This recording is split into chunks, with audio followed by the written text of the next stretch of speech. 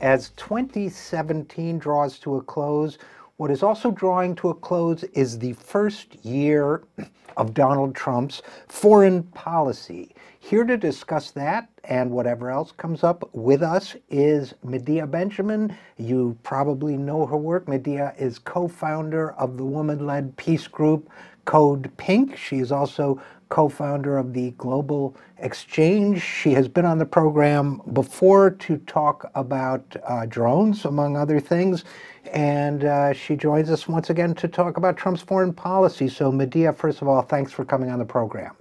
Thanks for having me on.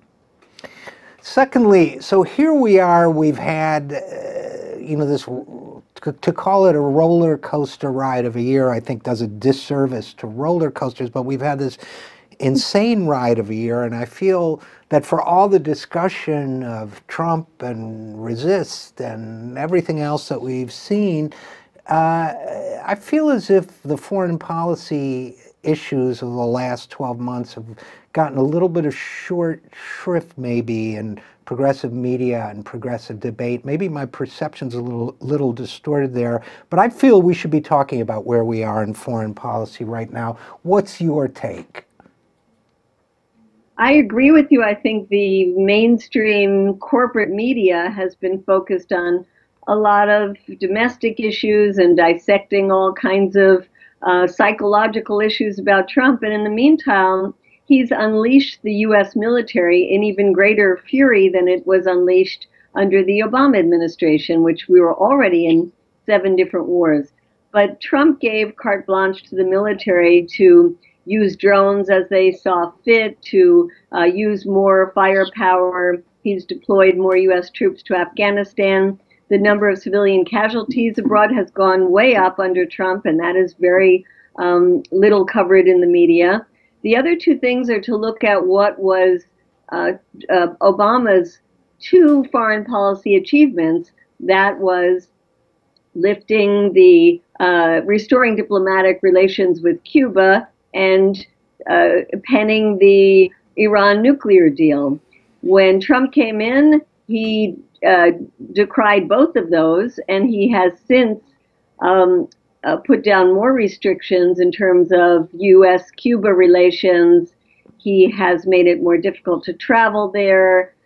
He has imposed some new sanctions, and in the case of Iran, while he hasn't taken the step yet of pulling the U.S. out of the nuclear deal, he has not certified that Iran is complying, even though the rest of the world and the agency in charge of monitoring that has said Iran is complying. And he is lining up his Arab states and Israel to all focus more intently on targeting and isolating Iran, whether inside Iran or what they perceive of as Iran's influence in the world.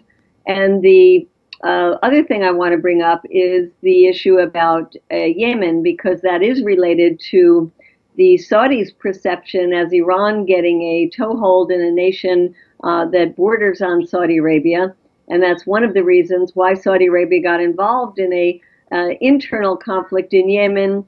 Now it's almost going on 3 years, and the U.S. has been, under Trump, increasingly involved in this bloody bombing of Yemen that's led to so many civilian casualties and a humanitarian catastrophe that's beyond belief, with the Yemeni people now reaching 1 million in terms of the numbers that are affected by cholera, which is a result of this war. So that's a little bit of a global view of the first tragic, disastrous year of foreign policy under Trump. And I think, if we're talking about Yemen, I've talked to scholars who have visited that country in years past, just so that our audience understands this was, for many years, a peaceful country, beautiful country, country where some of the researchers I've talked to enjoyed traveling and spending time, been decimated by, not only by Saudi intervention, but by U.S. benevolence, let's say, toward that intervention. But going back for a second, and we can return to Yemen, and I'd like to, because I think it's very important for our audience to talk about, but going back to the global view of Trump's first foreign policy year, Medea Benjamin, it seems to me that one of the striking things about what happened in 2016 and then in 2017 was that you had Hillary Clinton running on the Democratic side, very much promising a continuation of the militant aspects of Obama's foreign policy and a ramping up in terms of tensions with Iran and so on. You had Trump in the beginning talking like he was outside the typical Democratic-Republican broad consensus on national security, and yet it seems to me that perhaps the big story of Trump's foreign policy is that either he was lying all along, which is certainly plausible, or in some way he's certainly been brought into line with the aspirations of what I would call the national security state. What are your thoughts on that?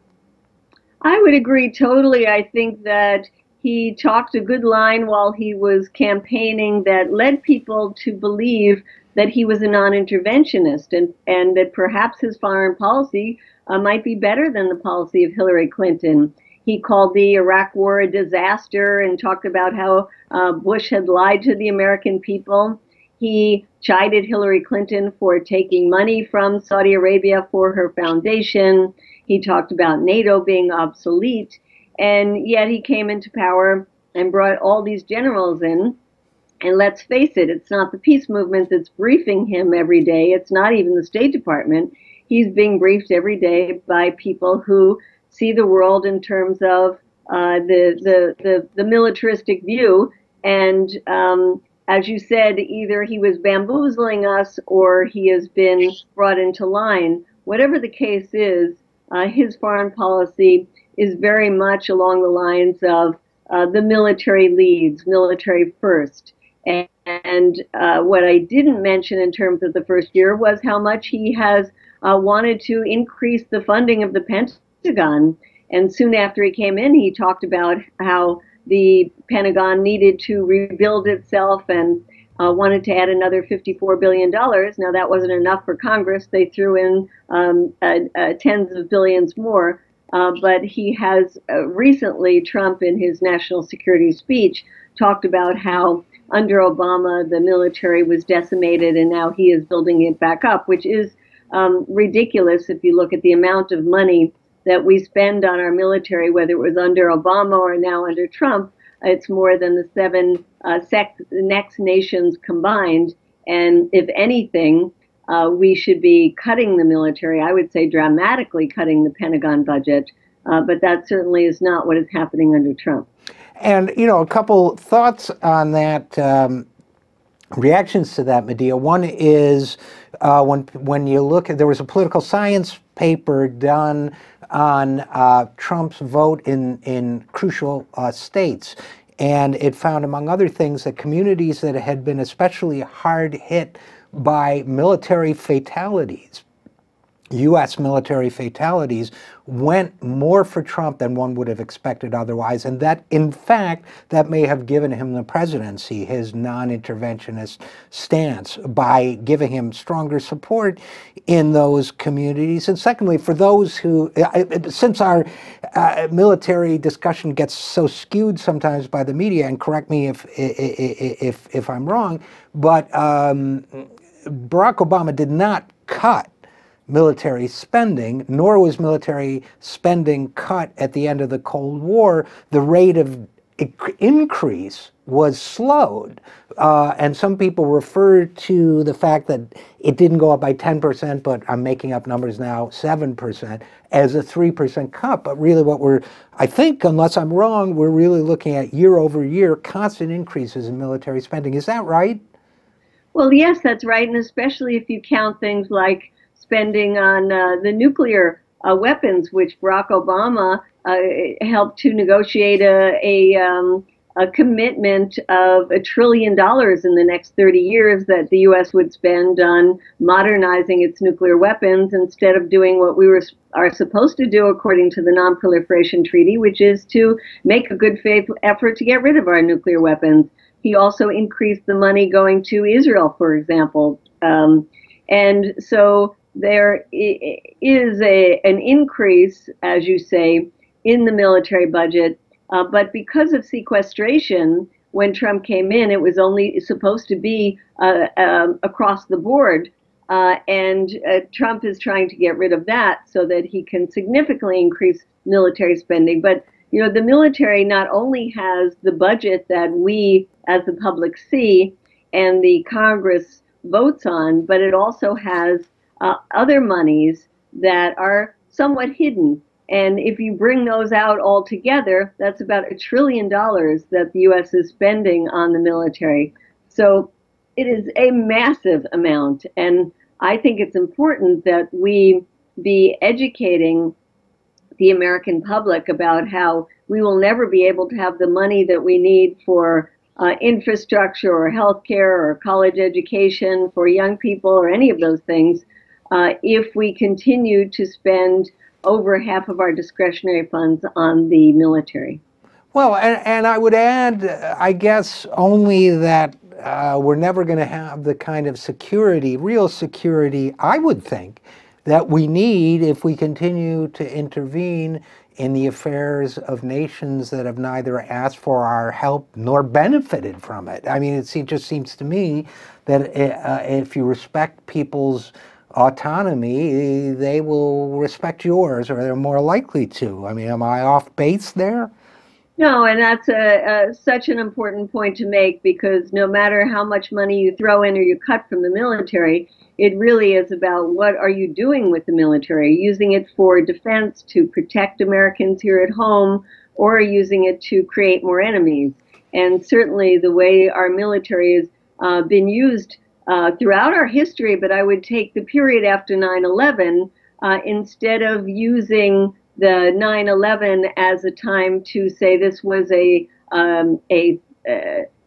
threat that we had to find the individuals who attacked us and bring them to justice, a crime against humanity.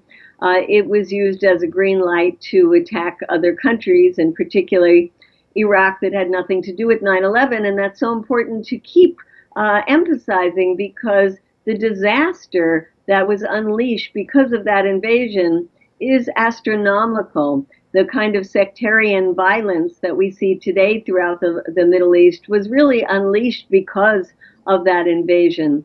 So we have created way more enemies than we possibly could have imagined by our interventionist policies that, as you say, are making us much less safe in the world. So I guess I'll ask you just one more broad question, Medea Benjamin, and that is this. Okay, because I agree with that assessment. Somehow, what I would call the rational side of, downsizing our military significantly, having a stronger peace emphasis in our foreign policy, which, by the way, is not only peaceful and peace is good, but it's also smart, tactically smart, and so on. How do we somehow make that message stronger? How do we make it part of every progressive person's agenda? I get frustrated when I see people, well, if a Democrat does it, it's okay. I only get upset if a Republican does it. How do we kind of get the crisp messaging that basically says, and I'm sorry if this sounds flippant, but when there is an attack in the New York subway system or somewhere else, well, you bipartisan consensus people who thought all of this was a good idea, thanks for ISIS, basically, because that's the net result. How do we, I hate to use this phrase because it's a cliche, but how do we kind of message this? Well, there is this word blowback, which describes what happens when you interfere in other countries' affairs or internal divisions, and you get people so angry at you that they look to lash out at the United States. I've seen this personally in my trips around the world, where I've met with poor communities that barely had any conception of what the United States was until one of their loved ones was killed by a U.S. bomb. And then they vowed revenge for decades to come. So I think to let people even go back to the, quote, founding fathers to say that we should not be in search of enemies abroad, because in doing that, we lose our own soul, that we should defend ourselves here at home.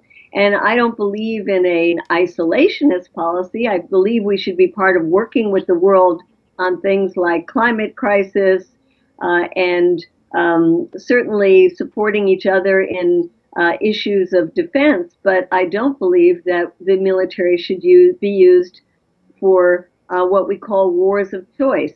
And since 9/11, they have been wars of choice. Well, I think we'll have to leave it there, but that's a good place to end. So, Medea Benjamin, co-founder of Code Pink and author of several books, including Kingdom of the Unjust, thanks for your work in this area, and thanks for joining us. Thanks for having me on. Happy holidays. Same to you.